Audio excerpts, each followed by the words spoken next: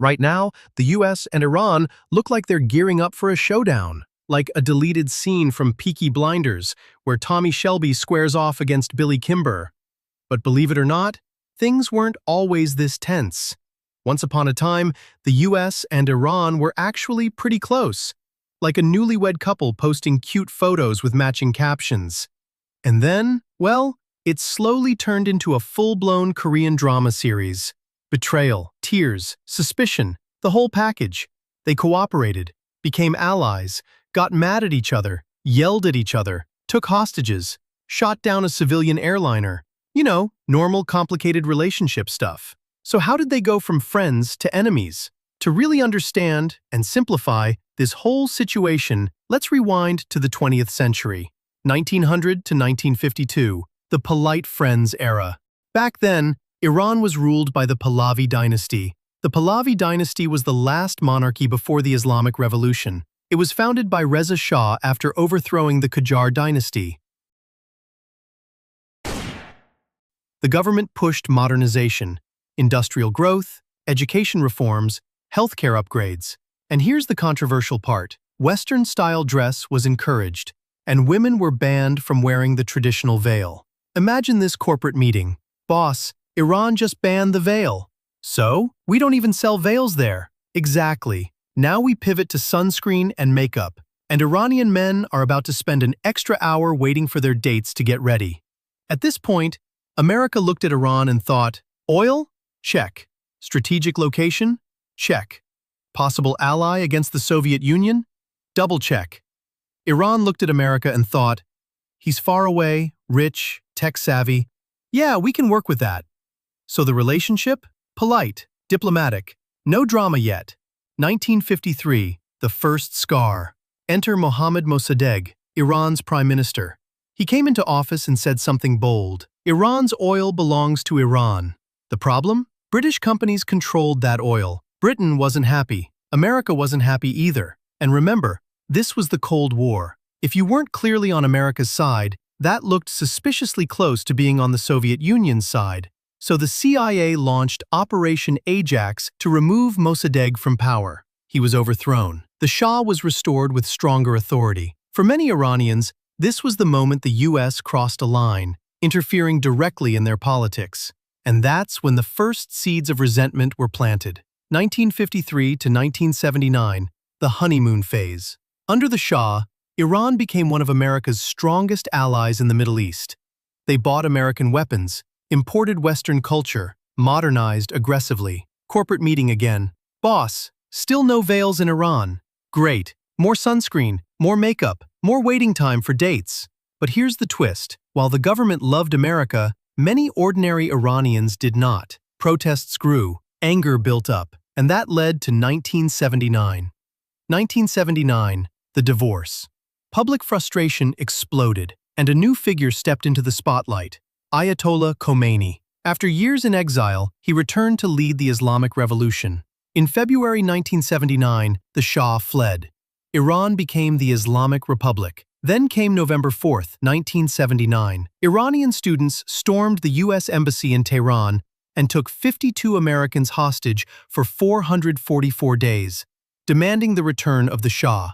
The U.S. attempted a rescue mission using Delta Force. It involved helicopters launching from the USS Nimitz and transport planes flying from Oman. It was supposed to be a 2-night operation.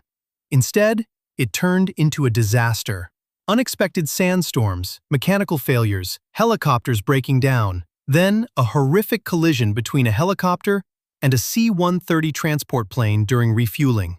8 American servicemen were killed. The mission was aborted. If those hostages had been Nicolas Maduro, maybe the rescue would have gone smoother. Just kidding. Probably. The hostages were finally released on January 20, 1981, the same day Ronald Reagan was inaugurated, after financial negotiations and asset unfreezing. You'd think that was rock bottom. It wasn't. 1980 to 1988, the painful post-divorce years. In 1980, Saddam Hussein's Iraq invaded Iran. The war was brutal and lasted 8 years. Instead of mediating, the U.S. supported Iraq. That didn't help relations. Then on July 3, 1988, tragedy struck. A U.S. Navy ship mistakenly shot down Iran Air Flight 655, an Airbus A300 flying from Bandar Abbas to Dubai. All 290 people on board were killed. The U.S. said the crew misidentified the plane as an Iranian F-14 fighter jet and claimed self-defense. Iran saw it as deliberate. In 1996, the U.S. agreed to pay compensation, but no formal apology was issued. Between the hostage crisis and the airliner incident, the scars ran deep. 1990 to 2002, the rap battle era. At this point, both sides seemed tired of direct confrontation, so they switched to verbal warfare, diplomatic trash talk. Iran accused the U.S. of interfering in its internal affairs and supporting opposition groups. President George W. Bush labeled Iran part of the axis of evil. The U.S. accused Iran of pursuing nuclear weapons and supporting groups like Hezbollah and Hamas. It felt less like international diplomacy and more like two rappers trading diss tracks. 2015, rekindling the flame. Surprisingly, in 2015, something unexpected happened. President Barack Obama and Iranian President Hassan Rouhani signed the JCPOA nuclear deal. Iran agreed to drastically reduce its centrifuges, cut enriched uranium stockpiles by 98%, and allow international inspections. In return, sanctions were lifted. It was considered the peak of diplomatic effort after decades of hostility. Iran could rejoin the global economy. The U.S. could sleep a little easier about nuclear weapons. For a moment, things looked stable. 2018 to 2020, plot twist.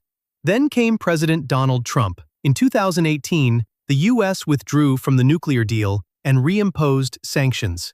Iran responded by ramping up uranium enrichment again, and in 2020, the U.S. killed Iranian General Qasem Soleimani in a drone strike. Iran retaliated with missile strikes on U.S. bases. The world held its breath. Is this World War III? Thankfully, it didn't escalate into full-scale war, but tensions remained high. And that's basically where we are today. No diplomatic relations. The U.S. and Iran are like two former best friends who broke up badly, and every time they see each other, they casually check to make sure the other one isn't hiding enriched uranium in their jacket pocket.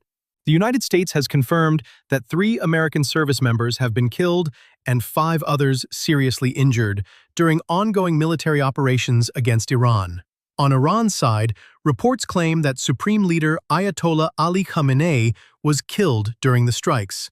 The iconic Burj Al Arab Hotel suffered exterior damage after debris from drones or missiles struck the building, causing a small fire.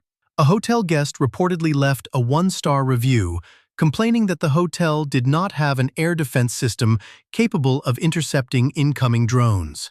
Will it turn into a real war, or just another round of missile arguments? Honestly, we'll just have to wait and see.